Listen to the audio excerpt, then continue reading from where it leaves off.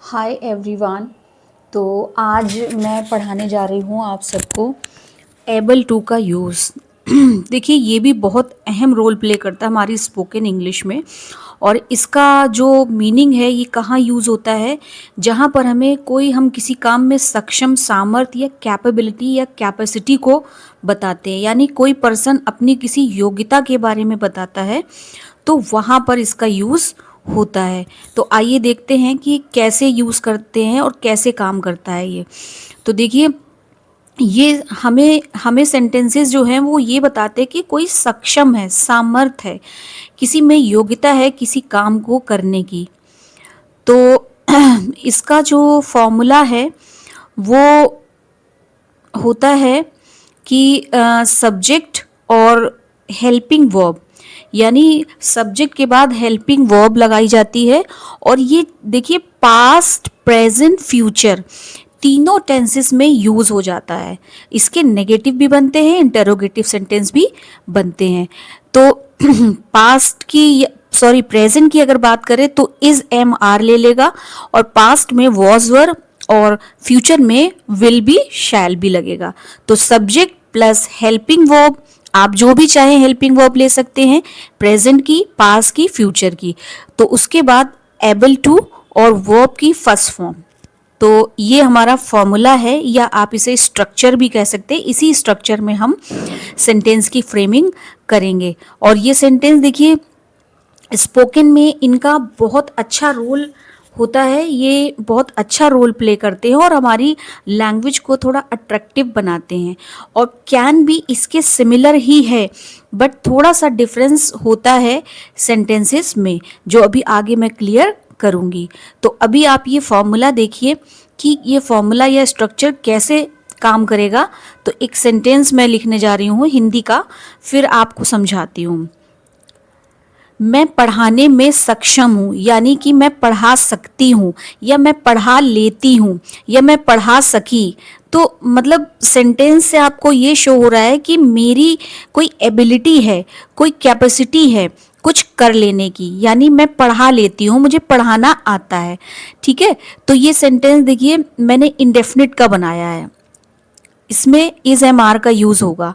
Simple past का है और एबल टू तो हमें यूज करना है। तो सबसे पहले हम मैं के लिए आई लिखेंगे, और आई हमेशा एम लेके आता है, तो एबल टू। और उसके बाद वर्ब की फर्स्ट फॉर्म यानी टीच लगेगी। ठीक है, तो I am able to teach, मैं पढ़ा लेती हूँ या मैं पढ़ाने में सक्षम हूँ। अब नेक्स्ट सेंटेंस देख लीजिए, आपको थोड़ा आसानी होगी। वह तैर लेता है। देखिए, किसी के पास कोई एबिलिटी शो हो रही है कि वो ये काम कर लेता है। ठीक है, और इसे हम ऐसे भी कह सकते हैं कि वो तैरने में सक्षम है या वो तैर सकता है। दोनों ही सिचुएशन में सेंटेंस यही बनेगा, he is able to swim.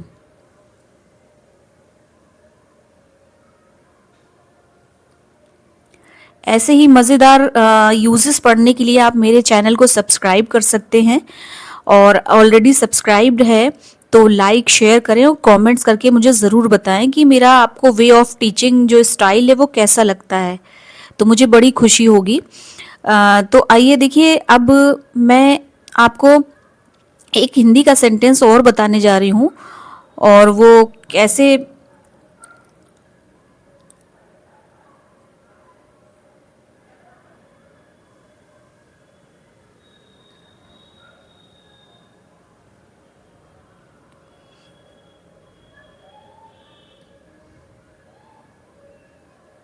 ये देखिए, मैंने यहाँ पर तीनों प्रेजेंट, पास्ट और फ्यूचर तीनों का ही लिख दिया है।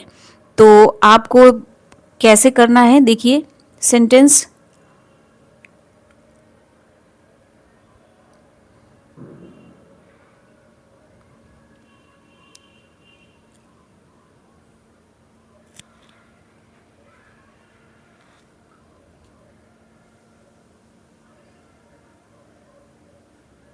अगर आपको कोई क्वेरी है किसी भी चीज़ के बारे में, तो आप मुझे कमेंट्स में बता सकते हैं। तो देखिए, सेंटेंस एक ही है, बट उसमें मैंने एक बार एम का यूज़ किया है और एक बार वॉस का। तो यानी कि ये सेंटेंस मैंने प्रेजेंट और पास्ट दोनों में बनाया है। उसी तरह से इसमें अगर हम विल लगा देंगे तो ये फ्यूचर को डिनोट करने वाला हो जाएगा। तो यहाँ पर मैंने क्लियर किया है कि तीनों टेंसेस में कैसे यूज़ करते हैं। ये देखिए सेंटेंस,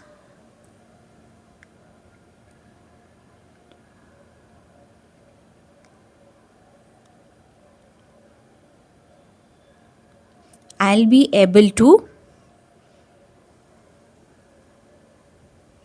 सॉल्व द सम्स, यानी मैं सवाल करने में सक्षम होंगी। यानी कोई है वो कह रहा है कि मैं सवाल कर सकूंगी, कर पाऊंगी, सक्षम होंगी, एबल होंगी। ठीक है, तो मैंने ये देखिए तीनों में बना दिया। एक जगह मैंने प्रेजेंट का, पास्ट का और फ्यूचर का यूज़ किया है। तो आपको आई थिंक बहुत अच्छे से समझ में आ रहा होगा।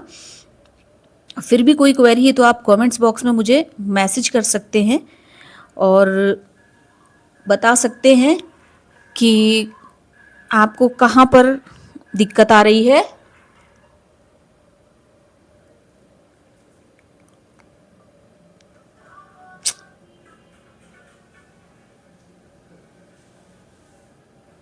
तो एक सेंटेंस और लिखूंगी मैं।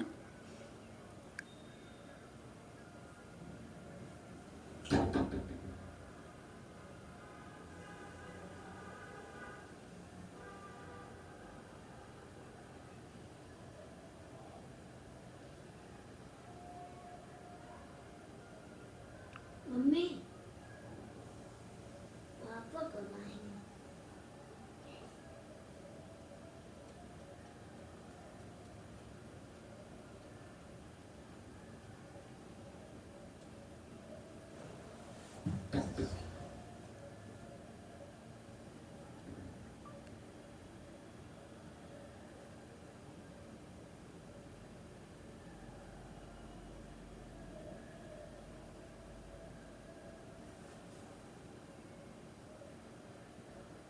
अब देखिए, अगर हम नेगेटिव सेंटेंस की बात करें तो इसमें एक चीज़ कर सकते हैं कि हम हेल्पिंग वर्ब के बाद नॉट लगा सकते हैं।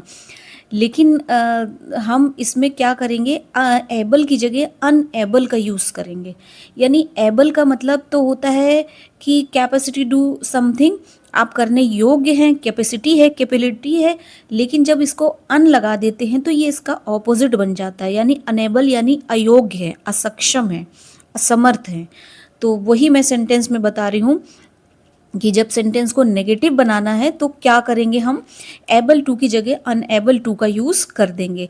बाकी आप अपना पुराना मेथड भी यूज़ कर सकते हैं कि जो हेल्पिंग वर्ब दी है उसके बाद नॉट लगा दें और एज इट इज सेंटेंस को रखें, तो वो भी सेंटेंस, उस सिचुएशन में भी सेंटेंस सही होगा। ठीक है, तो आइए देखते हैं ये सेंटेंस कैसे बन रहा है। Raja is unable to sing a song, यानी राजा जो है, कोई लड़का, वो गीत गाने में असमर्थ है, गीत नहीं गा पा रहा है, नहीं गा सकता है।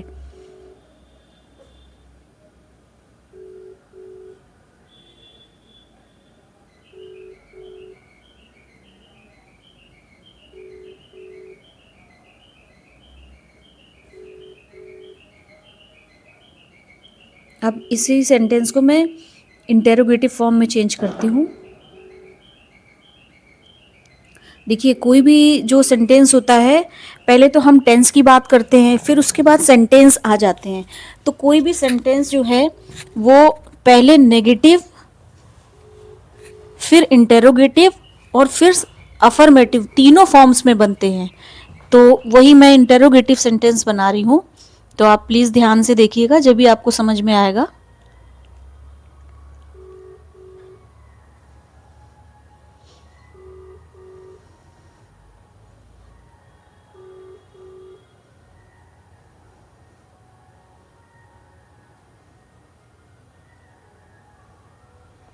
अब आपको थोड़ा सा एक चीज़ और मैं समझाने जा रही हूँ कि देखिए, ये कैन और एबल टू, ये थोड़ा सा कहीं ना कहीं एक भी हैं और कहीं ना कहीं दोनों अलग भी हैं। तो मैं सेंटेंस बनाकर आपको एग्जाम्पल से क्लियर करूँगी। जिससे आपको अच्छे से समझ में आ जाएगा। बाकी देखिए स्पोकन में आप कैन भी बोल सकते हैं और एबल भी बोल सकते हैं। कैन जो वर्ड है वो उस पर मैं पहले से वीडियो बना चुकी हूँ कैन और मे का यूज़, ठीक है। तो आप लोग मेरी पीछे की वीडियो जाके मेरे चैनल पर देख सकते हैं, उसमें मैंने काफ़ी विस्तार से काफ़ी अच्छी तरह से पढ़ाया है, तो आपको समझ में आ जाएगा कैन और मे बेसिकली यूज़ कहाँ करते हैं। फिलहाल हम यहाँ पर एबल टू और कैन में डिफरेंस देख रहे हैं। तो देखिए सेंटेंस दो मैंने लिखे हैं और एक जैसे ही हैं। तो पहला सेंटेंस क्या है आप देख सकते हैं,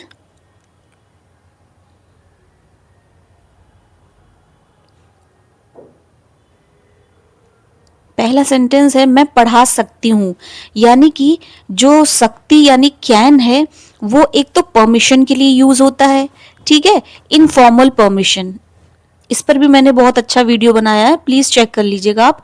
इनफॉर्मल परमिशन, बाकी कोई हमारी नॉर्मल सी क्षमता हम दिखाना चाह रहे हैं तो उस जगह पे हम यूज कर सकते हैं। और एबल टू जो है ये एक खास तरह की क्षमता को बताता है, तो इसलिए हम लोग यहाँ पर एबल टू का यूज करते हैं।